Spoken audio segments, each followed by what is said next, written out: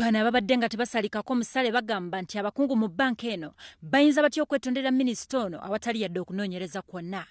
Bagamba nti Minister Kibuule amanyiddwa nnyo mu bikolwa eby'okutobera eddembe ly'obuntu ng'akuba abantu abatali bamu, wabula bo abakungu mu banka eno basazeewo okumwetondera ng'amaze okutuusa obuvune ku mukuumi. Aba-UWONET kaakano bagamba nti okuggyako nga banka eno ekozeewo ekisoboka okwetondera omusirikale ono n'okuvumirira ekikolwa kya Minister Kibuule, bagenda kukunga abakyala bonna okugalawo akawunta zaabwe mu banka eno. Teyawandika amateeka mu banka, buli muntu wayingira mu banka alina okukebererwa.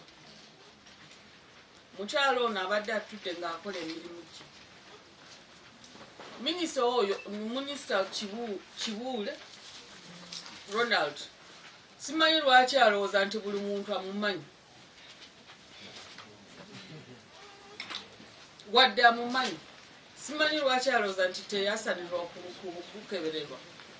Kati omusajja minisita namba n'oleeta amanyi go ne sente z'olina. Kiki abadde agenda, what was he going to lose? Okumukeberera just 2 minutes.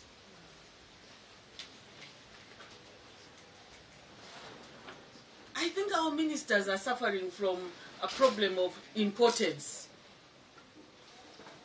Abakulu baffe tebalina mu luzungu tetuyita humility. Leadership is about service. Obukulu oba okubeera obumulembezi nti olina okukolerera abalala, tokolera eggwe. Era bajjukiza ne minisita ne bamusaba alekulire kubanga yalabikako gye buvuddeko ng'ayagala abakyala bamubala mini bonna bakwatibwa agasajja gamuliisa maanyi ng'ekibonerezo. Baawandikira minisita okumugamba nti ono minisita tusonyiwe, ono mukozi si waffe, mukozi wa private security. Oyo mukyalo oyo teyawandiika gundi amateeka eza Stanbic Bank ng'agala security. Twagala Stanbic Bank eveeyo etuwe CCTV eragirire abantu bana Uganda CCTV gya capturinga ekyabaddewo.